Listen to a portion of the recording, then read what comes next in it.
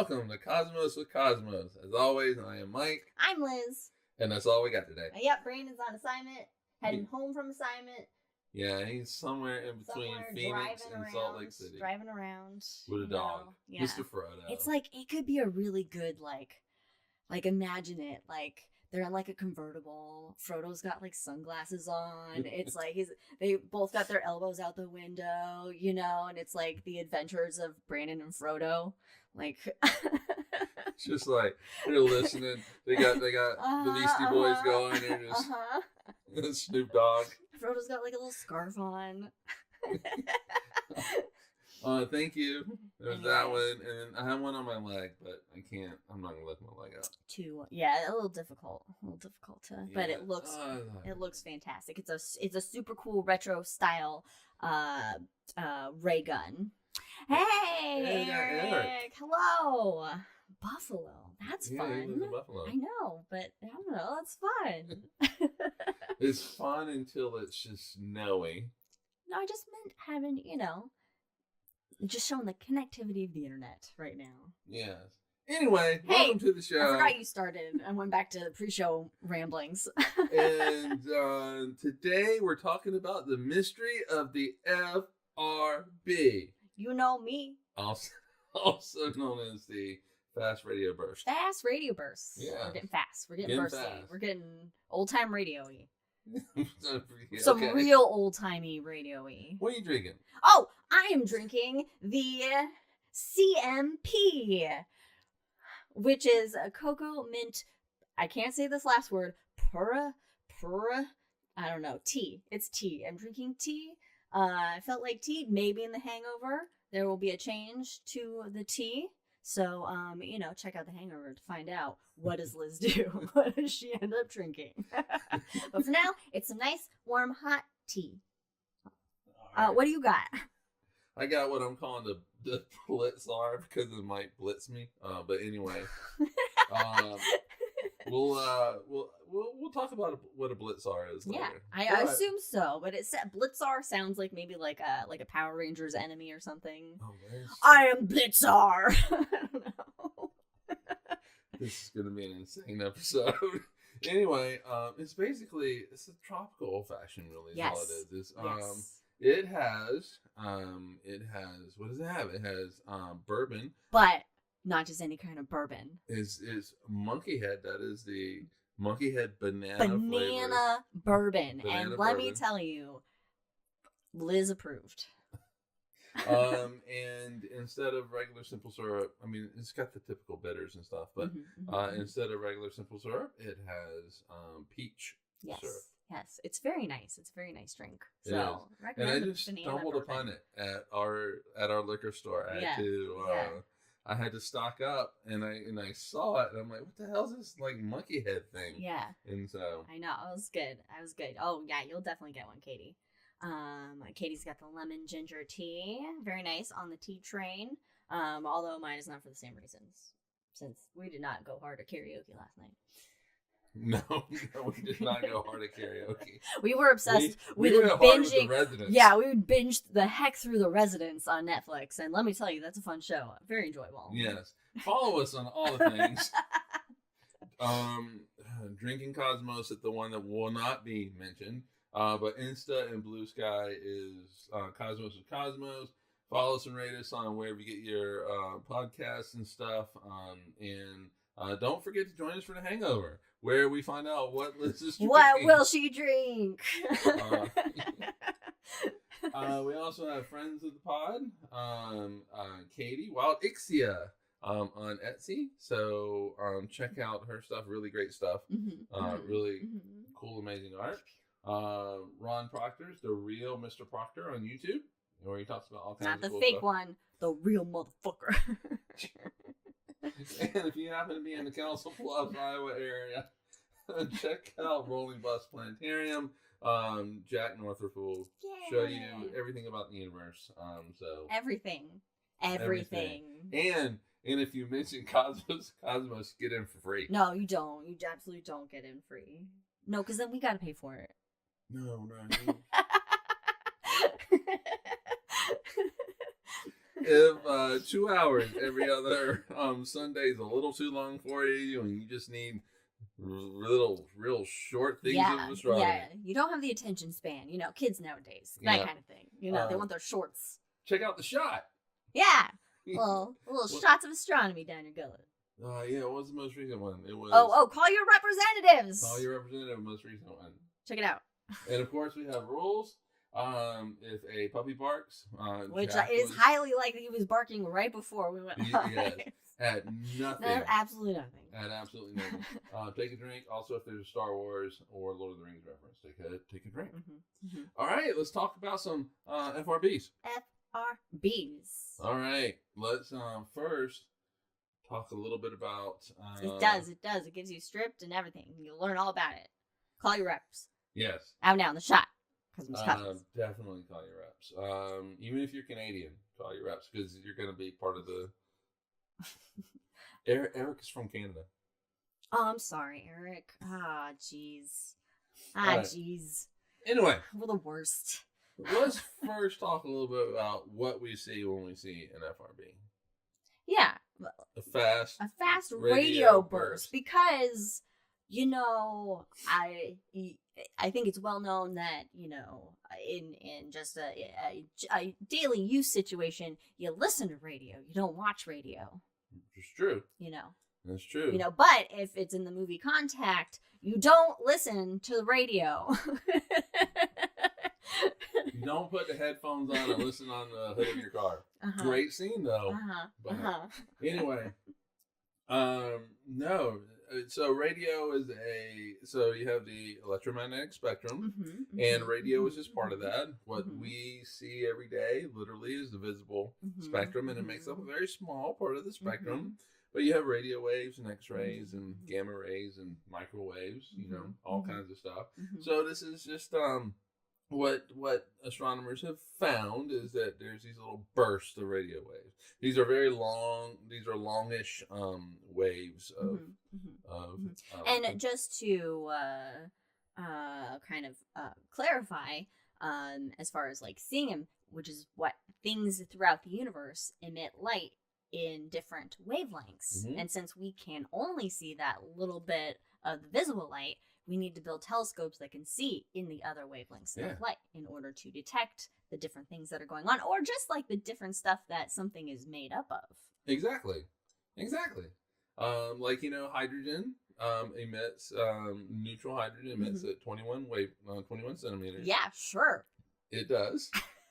Which is in the radio wave. And it's how we can use to kind of map out our galaxy. Anyway, it's cool. FRBs, fast radio burst, they were first detected in 2007. Wow, that's not that long ago, but also somehow forever ago. Yeah. Check out our episode on time. So that needs to be a new drinking rule. Didn't we make it a new drinking rule? But we already forgot about it? Yeah, probably did. Okay. Anyway, more on that in a moment. But basically, it was a burst of radio waves, and these can last a fraction of a millisecond. So these are called ultra fast. That doesn't even give it justice. No, but they can last as long as 3 seconds. So those are the slow, fast radio bursts. So many jokes. Continue. All right, so the average FRB or fast radio burst, I'm just going to call it FRB from now on. Fast radio burst, FRB. Yes, releases as much energy as the sun does in 3 days. So that's a lot of energy comes out of these things. Oh my God. Yes. But by the time the signal actually reaches us, the strength of that signal is about 1/1000th of a cell phone on the moon. Oh. Yeah. Well, it's traveled a long distance. That is incomprehensible. And you don't want all that energy. No. This seems a little deadly. For example, a new study came out where 2 extinction events on Earth are tied to 2 supernovae events that possibly restrict the atmosphere. Sounds like a shot that might need to be made. Well, I was going to bring it up the next time in the sky as one of the news items, but I just that connection between. So check us out. Yeah, yeah. But connection to how we can't see it. These aren't like, it's not like these like radio waves and stuff aren't tangible, but they are very energetic. They can be very energetic, and so you don't want to be too close to it at all. No, you don't. It's especially when we start talking about what they could be. Yeah. All right. Anyway, some repeat, some don't. Oh. Yeah. Okay. Yeah. Well, I mean, you know, repeat is kind of a loose word here. Oh, all right. So, what are we loosely explaining? The ones that repeat, there's only one that regularly repeats. The other ones, so there's only one that can keep it to repeat are kind of irregular, and they don't have like a real good pattern, but they do repeat. So basically, it's coming from the same source in the sky, and all that. Okay. Over 1,000 have been observed. So from 2007 to 2017, 10 years, only 140 FRBs were observed. Wow, so these are sneaky little fuckers. In the past 8 years, a lot more have been discovered. Oh, why? Better telescopes. In 2021 alone, 535 were observed by Chime, and now I gotta look through here. Oh, well, we've talked about Chime. I can never remember what these things stand for. It's a Canadian thing. Oh shit, where is it? Oh my god. All right, I have it later on in the thing. But anyway, what Chime stands for, because nobody. Everything's got to be an acronym or whatever it is Brandon calls this shit. Yeah. So anyway, so it was Canadian multi-instrument. Okay, and that was my guess. We'll find it later. We'll see. Take your guesses. Take your guesses. I could have sworn I wrote it down. Oh, the Canadian Hydrogen Intensity Mapping Experiment. I forgot the H. It went from C to M. Let's see. Oh, I gotta go back up in my notes now. It's estimated to over 10,000 FRBs occur every single day, but their signal is so weak and short. By the time it gets here, very hard to detect, and we don't detect it. You kind of have to be looking at the right place at the right time. Yeah. And also, if it is, Eric. Right. We got there. I just had to find it in the notes, but yes, you're absolutely right.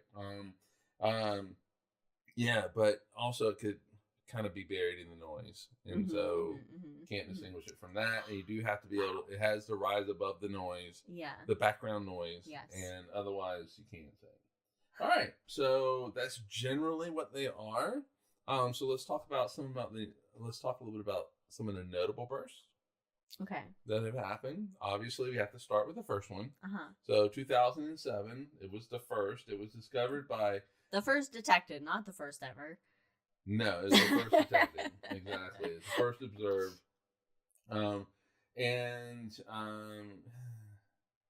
Yeah, all right. So, but anyway, it was discovered by Duncan Lorimer. I like Duckin. Duckin.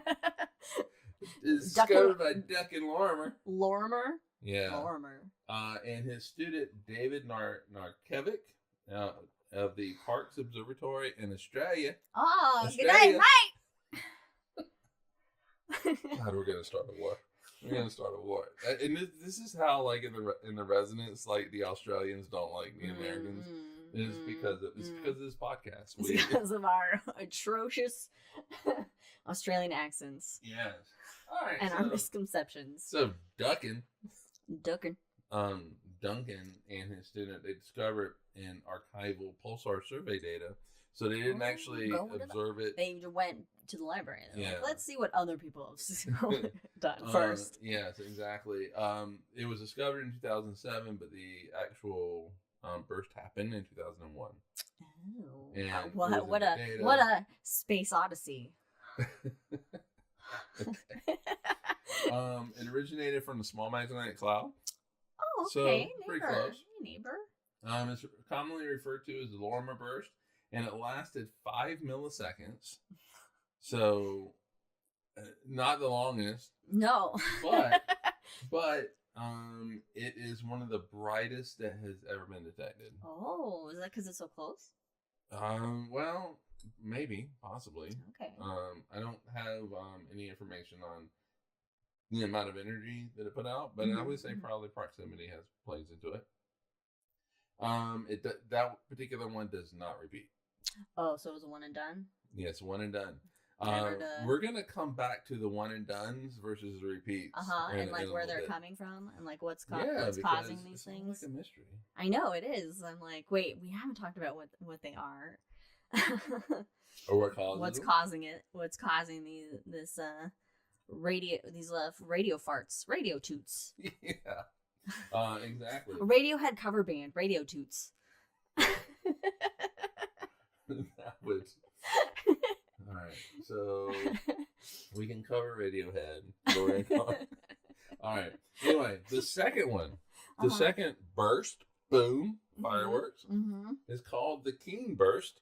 Oh well, the ego on that one. Apparently discovered by Keen. God. It was observed in data from the park's multi-beam pulsar survey in 2011. If you remember, the first one discovered at Parks Observatory. Yeah. So with these first two, we now say, okay, we've seen two of these things, but they're from the same observatory, and we have not seen them anywhere else. Yeah. So these guys, they're lying up their ass. They're faking all this data.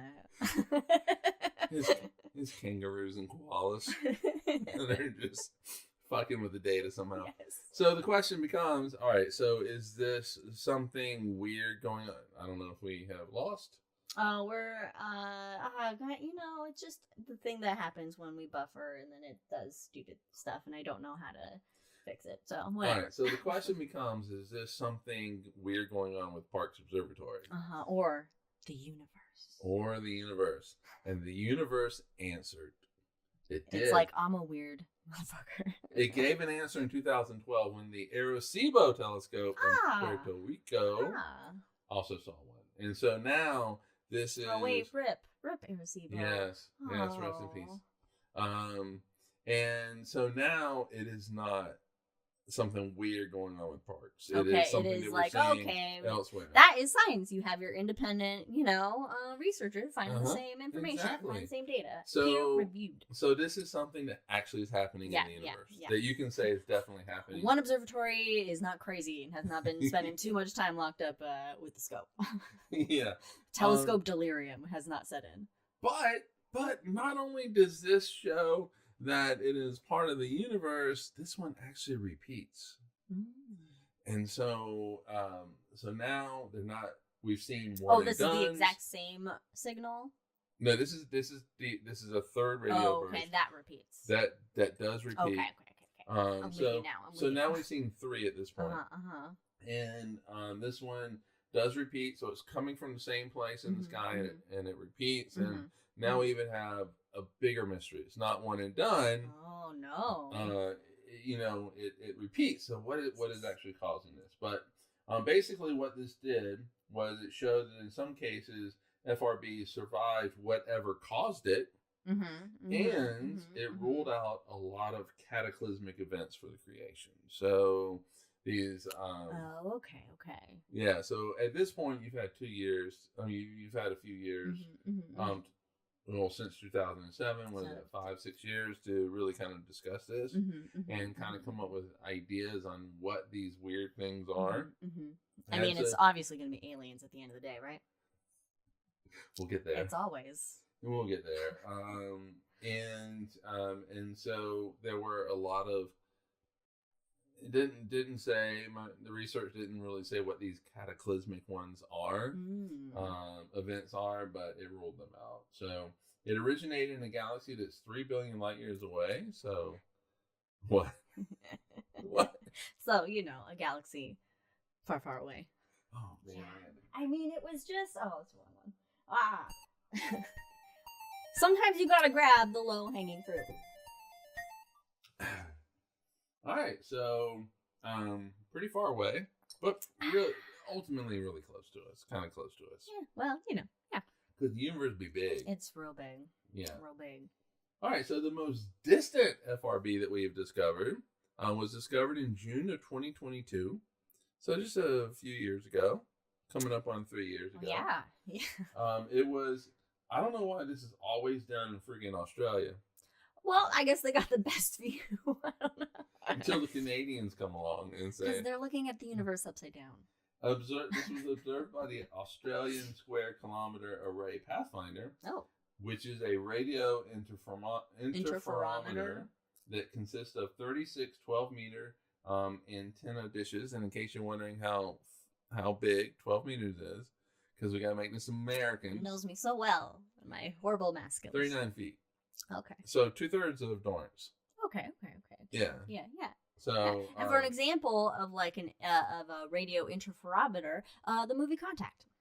Yeah, exactly. Basically, you're using multiple telescopes to make a bigger telescope. And it makes a bigger telescope. You can combine them together in a certain way, and it makes a bigger telescope. So if you have one telescope that is on one side of the Earth and the other one is on the other side, you've got a telescope as big as the Earth. You got a telescope as big as the Earth, and so it's really a cool thing about light and how you can use it. But the most distant one it originated in a galaxy 13 billion light years away. Ooh. So when the universe was 1 billion years old. Wow. So I was like, what does that really mean? You know? It means my brain is already melted. Well, okay. So the average lifespan, and I'm choosing this because the math works for it. The average lifespan in America is 78. Okay. 78 years. Yeah. It's like if you're 6 years old, you farted and then saw it when you're 78. You know? So basically this is stuff that happened when the universe was like 6 years old. You know? Oh my god, that's We're just watching little baby home movies of the universe.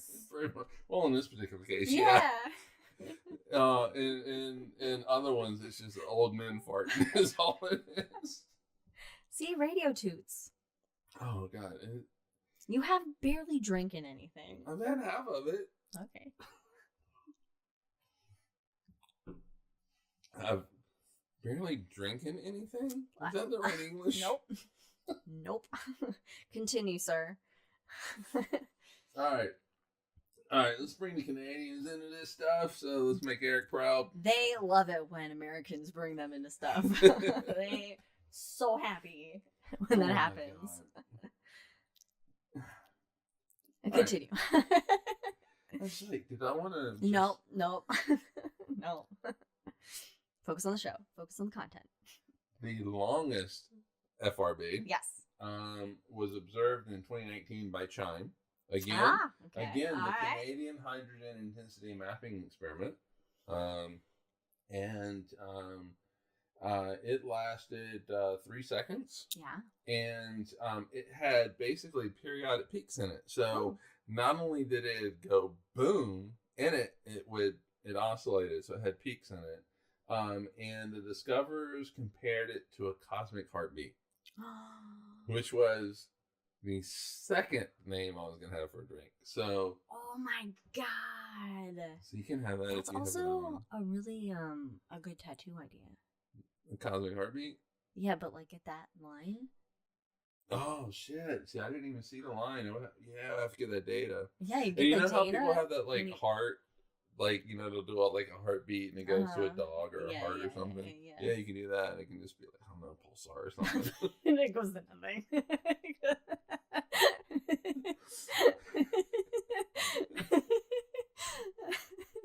I don't know what it is, then. But and it goes. That's where physics ends. So yeah. All right.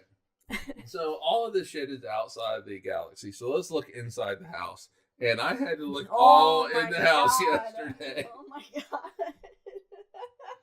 God. That is a hangover story. Yeah. Stick around. What will Liz drink and what is the story? What happened inside the house yesterday? It really is not as exciting as you think, but it freaked me out. It really freaked me out. I talked about it for hours. It's a fun one. Okay, so everything has been outside of the galaxy. Yeah. We finally found one inside the galaxy. Boy. And by we, I mean the Canadians. Yeah. We should move to Canada. Anyway, Eric. Can you hook us up? Anyway, it was observed in April of 2020. So we're coming up on 5 years. Yeah, so 5 it's years. a pandemic FRB. Yeah, it was a pandemic. What were you doing there, Nia? Were you like me and not doing anything, or were you learning to bake bread? The Canadians were finding FRBs. But it wasn't just Chime that did this. It was a survey for transient astronomical radio emissions. Ah, yes. Yes. Stare 2. Stare 2. Oh, God, creepy. Yeah. And even though the Canadians were involved, this involved 3 telescopes that were in California and Utah. Okay. And so it lasted 1.5 milliseconds, so pretty short. It's only 30,000 light years away, but towards the center of the Milky Way galaxy. Oh, so not in our direction. Not in our direction. No, wait, you mean going towards or coming from the center? Oh, it's coming from that direction. Coming from the center. Okay. Yeah, okay, I got you now. Okay. Yeah, so 30,000 light years away, so it's inside of our galaxy. Okay, ooh. Yeah. All right. Interesting. So those are some of the kind of, I guess, more notable ones. Mm-hmm. But we did talk about FRBs that repeat and don't repeat. Yes. And it's going to be a theme that kind of just keeps showing up. So I guess we should talk about that. Sure. I do want to say that most FRBs do not repeat. Okay. There's only been a few that we've seen based on our limited selection of data. Exactly. Especially when 10,000 are going off every second. At least, in theory. Yeah. I hate saying in theory. That's in quotes, by the way. So most don't repeat.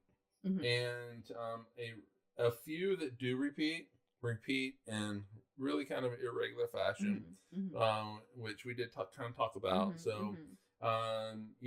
When we think of repeats, we want to, in physics, we want to say it happens, say, every 10 seconds. Right. And so in this particular case, it might be that it happens in 9 seconds, and then next time it's 15 seconds. Well, I mean, you don't fart in rhythm, on routine. You don't? So... there is one though that does repeat regularly. I mean, that's fibrous. Yes. So they have a good diet. Yeah. Being the fiber one. Yeah. It is FRB 180-916. And it repeats every 16.35 days. Okay. And it was announced by the Canadians in 2020. Man. They're killing it in the FRB fields. The Canadians love things that fart in the universe, and this is going to be the fart episode. I don't know what happened. We're just evolving as the show goes on. It's 457 million light years away and is in a spiral galaxy, which, in my research, they said it was very similar to the Milky Way. Oh, okay. So I'm thinking like Bard Galaxy, and from our understanding of the mapping of the Milky Way, it looks very similar to the Milky Way. Cool. And so that is the one that does repeat. So there are some differences between the ones that repeat and the ones that don't repeat. The repeating. What? The repeating. So, repeating FRBs tend to last a little bit longer farts. Oh, okay. Well, it took a lot of Beano and just got to get it out. But build up. They are observed over a narrow band of radio waves. So, kind of focused, but it lasts longer. Mm-hmm. The non-repeating ones, you see them over a broader spectrum of wavelengths, mm-hmm. But they don't last as long. Yes. Okay. And so more explosive, maybe? Over more wavelengths? Yeah, sure. I guess so. Yeah. Don't worry about it.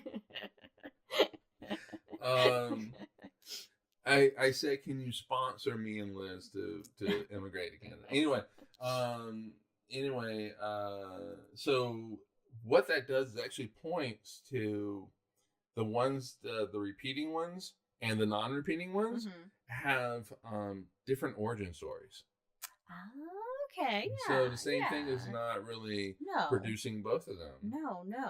So I mean, after all, it's just like a fast radio burst, so it's just a burst of energy in the radio, so it doesn't mean it has to be coming from the same thing. Exactly. Because it's just a generalized kind of term for... Yeah, exactly. And, all right, for me, all right. I took a drink because I was hoping that extra second could... Get your thoughts together? Yeah, and it didn't work. No. So... No, I hate it when, we're like, okay, the same explanation has to work for all FRBs. I don't like that. Yeah. Now, I do think that if all your FRBs look exactly the same, then I definitely want it to be the same explanation for it. Explanation. Yeah, but you have different things going on. Whatever it is, the same reason. It's like UFOs. UFOs just stands for unidentified flying object, so it doesn't mean it's always aliens. And so far, it's never been proven to be aliens. So, I'm just saying. Do you not believe? I believe in aliens and Bigfoot. I believe in the Yeti. Insert X-Files theme here. Yes. All right, so what are they? What are FRBs? What? I know you've been waiting the entire time. Yes. So here we go. Short answer, we don't fucking know. Yeah, of course we don't know. God, astronomers are like the ultimate science teases. They really are, aren't they?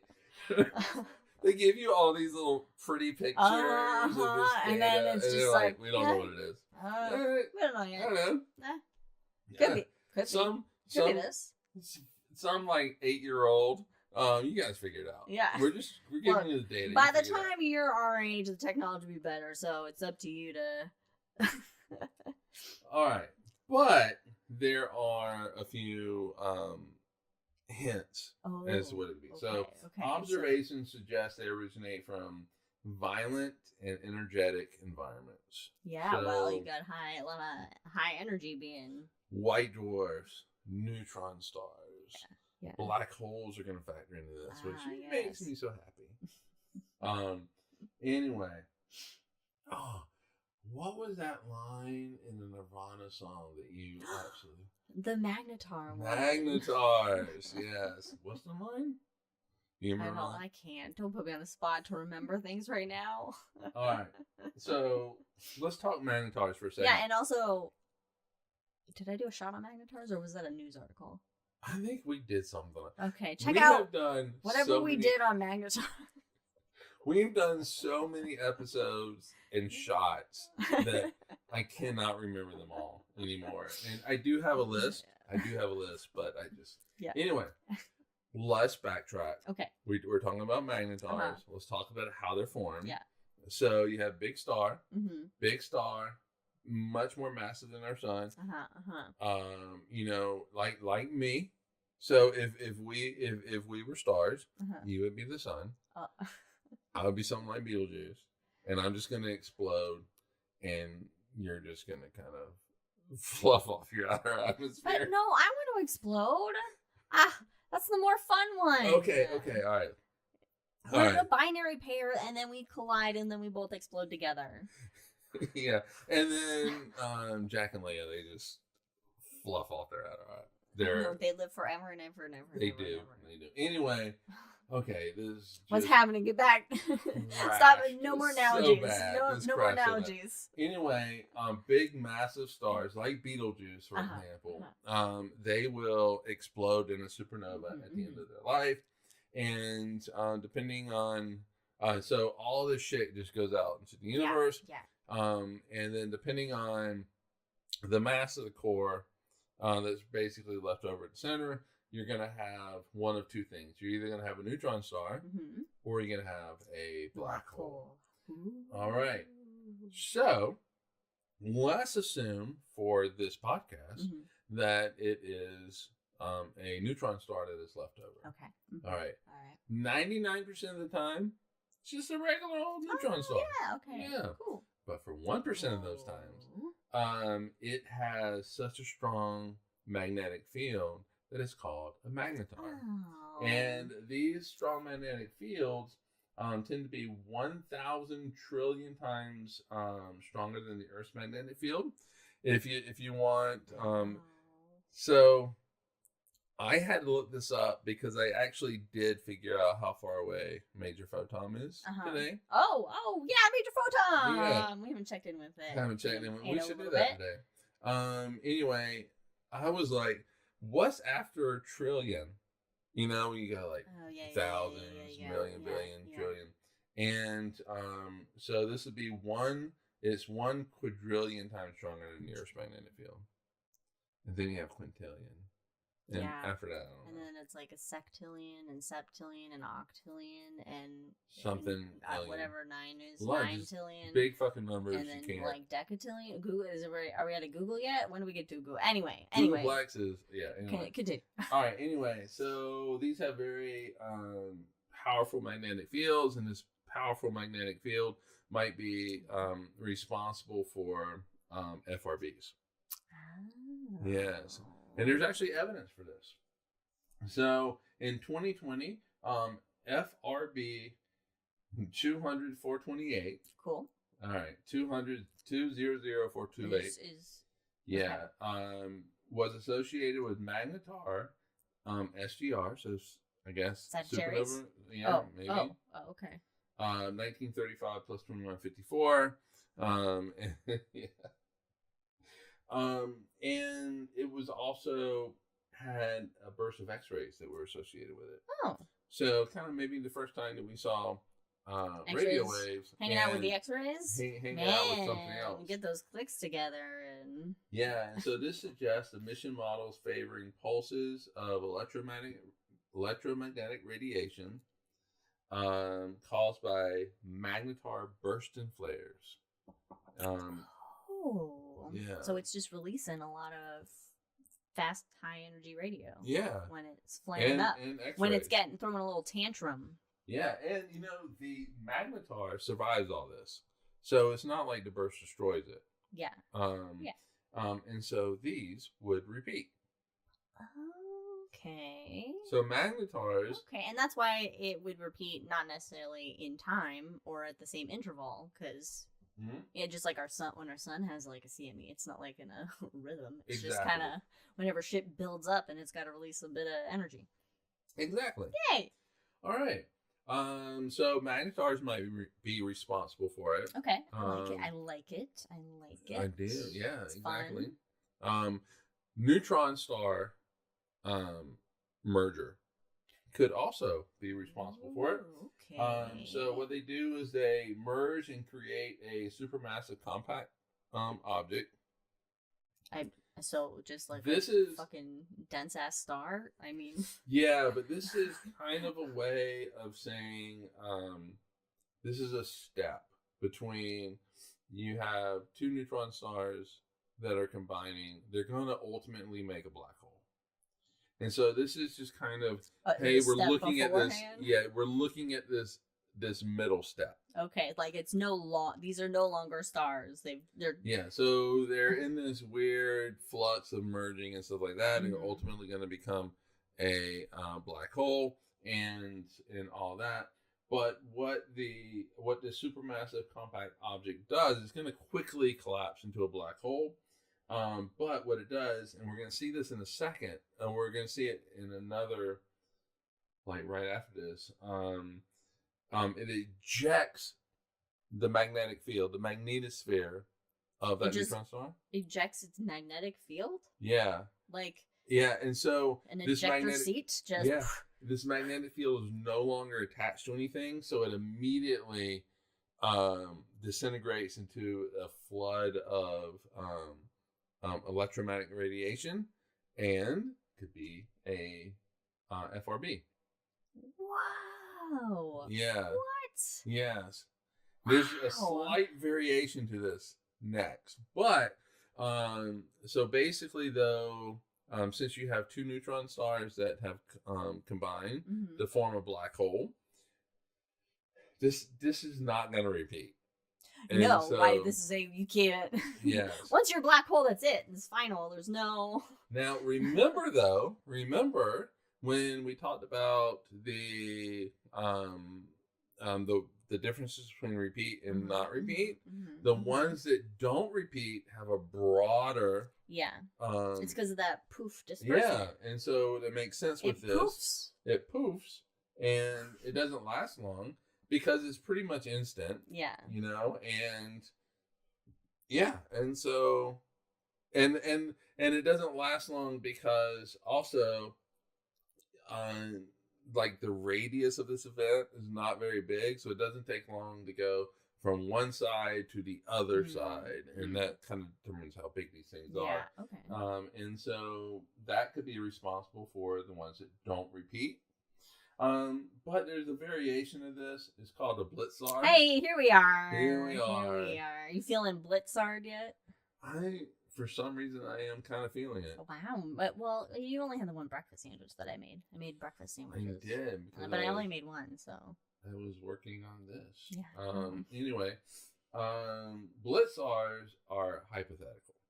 So, I'm not saying they exist. I like the idea of this, but I'm not saying that they exist. I mean, really, like what?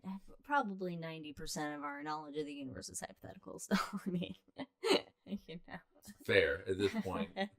Anyway, these are hypothetical types of neutron stars. They spin so fast that the centrifugal forces for the neutron star actually counteract gravity a little bit, and so it prevents the neutron star from collapsing into a black hole, which it normally would have done, but it's spinning so fast. It's like Saturn. Saturn is bigger around the middle. Yeah. And so it's flinging those. So if you ever want to know the difference between centrifugal and centripetal forces, centrifugal with an F wants to fling you away. Centripetal wants to pull you towards the center. Okay. Anyway, so the centrifugal forces want to fling the outer parts. So it's a tug and war happening. Yeah, it's a tug of war. You get. So resistance is not futile. No, and we don't have to take a drink to that. No. And so it prevents it from collapsing into a black hole. However, it only prevents it for so long. Yeah. Okay, so resistance is futile at the end of the day. It is. The gravity is like, hold my beer. It's gonna happen. I'll wait. Gravity is all the time in the universe. I'm a patient assassin. Anyway, so the problem is the magnetic field radiates energy away.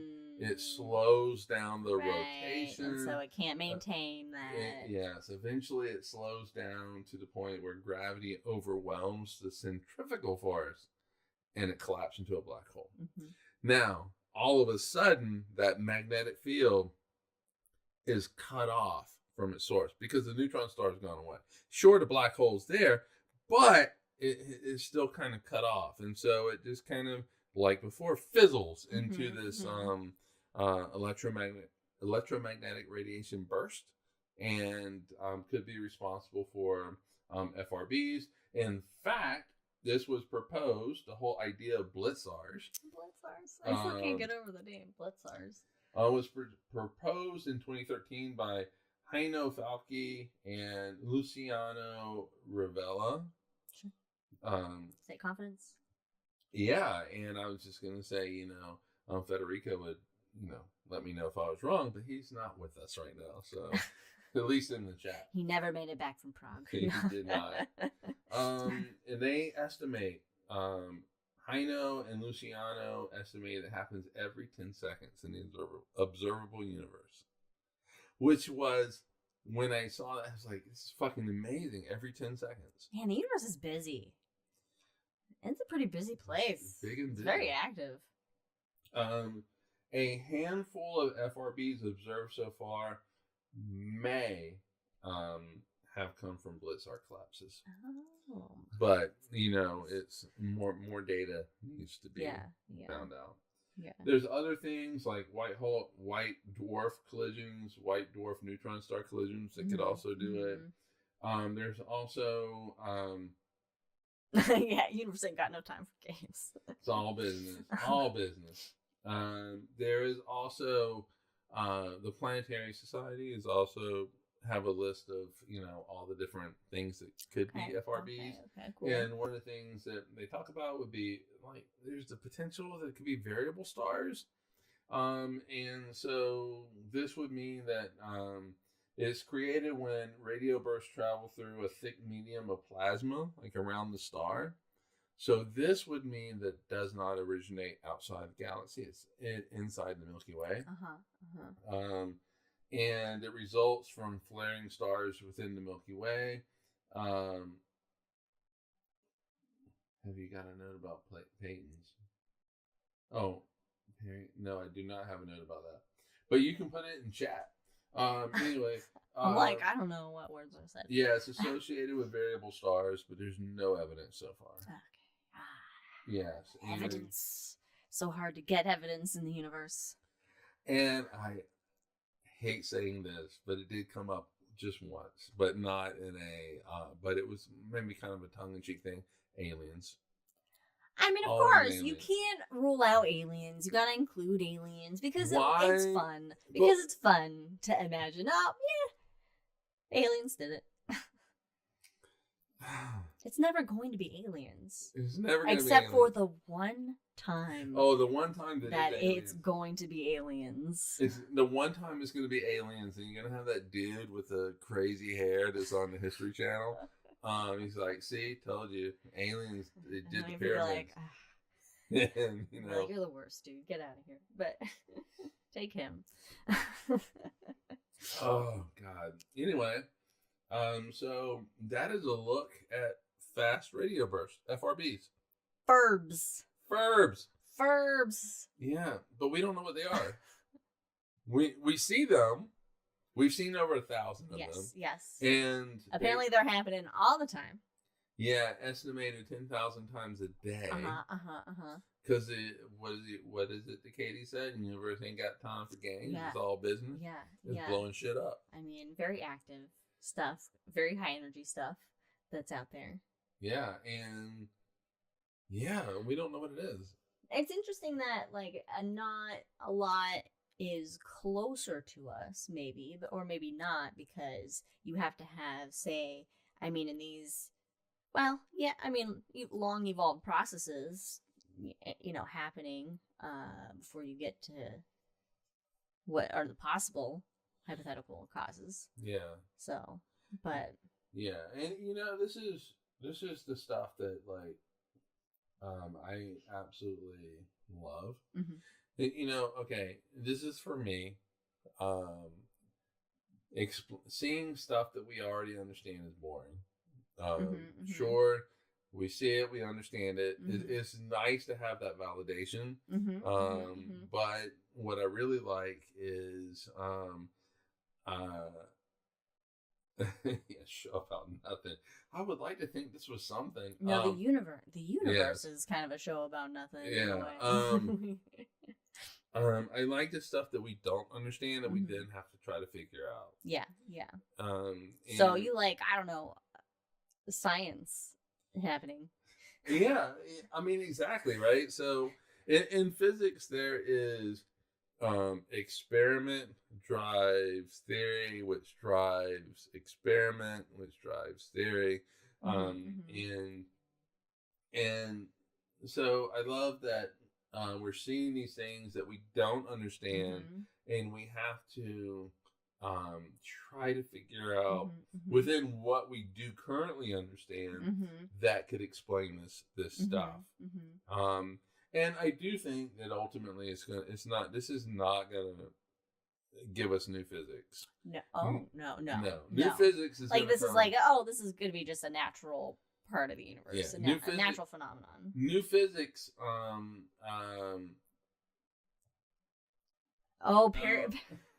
Oh shit! Yes, I do remember that. There was. Excuse me. Yeah, there was something. Obviously I didn't see it in my research, but yeah, there was like some observatory or something. They were getting signals, and it was somebody that was doing microwaves. They were doing the microwave. Yes, I remember that. Yeah, no, I think new physics comes from particle physics and not, which is then going to lead to a deeper understanding of what the universe is, and maybe bring in gravity, and it's going to explain some of these weirder things. But you're a fancy particle physics man, so yeah, you're biased towards the particles. But no, it makes sense. Yeah, it makes sense. That's where I think. I know. Yeah, I think the future is, and 100 years ago the same was true, but the future is particle physics, and it's and particle physics. That's the new slogan of Quarks Bar. It's Quarks Bar. The future is quarks. The future is quarks. Yeah, quarks and leptons. We got to include those. Oh, well, I'll get like a little bunny logo. Well, bunny, because lepus, because leptons and lepus, the hair. See, like that nerdy science to constellation joke. I like it. I do like it. All right, cool. So that's FRBs. Wow, that's cool. We don't know what the fuck they are. I didn't know what the fuck they could have been. But the thing is like I think we have talked about it. I feel like in things, yes. I mean, I've heard of FRBs and whatnot, and I think we've talked about them. But those are one of those things that they're not like when we're in the planetarium. It's not something that you really talk about because it's such a niche thing that's there. So there's no really like way to like bring it up in a you know. I wanted a topic. No, it's fine. I'm just saying it's not something I know a lot about because I never really delved into it much or really knew to delve into it more kind of thing. But yeah, so I'm glad you had this topic. It was fun. I enjoyed it. All right. Well, Katie's brain's melted, but every time we do like a non-highness guy.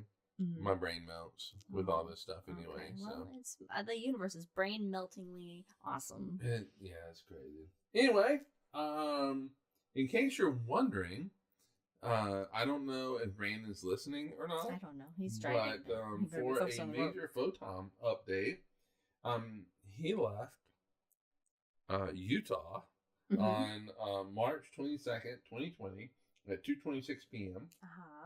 Central Time. And as of 8 a.m. this morning, basically, it was 5 light years away, 29.402 trillion miles. Wow. So a long way. And if you want to know how many Skittles that is, because everybody always asks me. We do. 3.943 quintillion Skittles. So many Skittles. So many Skittles. Just like right in my mouth. Man. Go on, Major Photon. Yeah, so join us in 2 weeks when we have a high in the sky for April. And when I had gotten to this point, had written aliens, always someone who says aliens in the podcast, in the notes. I was like, should we have done April this time? But we didn't. So in 2 weeks. I thought about it, but I was like, you know what? I don't feel like it, so I'm going to let him handle the episode. So in 2 weeks, April 6th, join us for our high in the sky. I will have a new tattoo at that point, and maybe I'll show you. I don't know. Anyway, so cheers, everybody. Bye. Bye.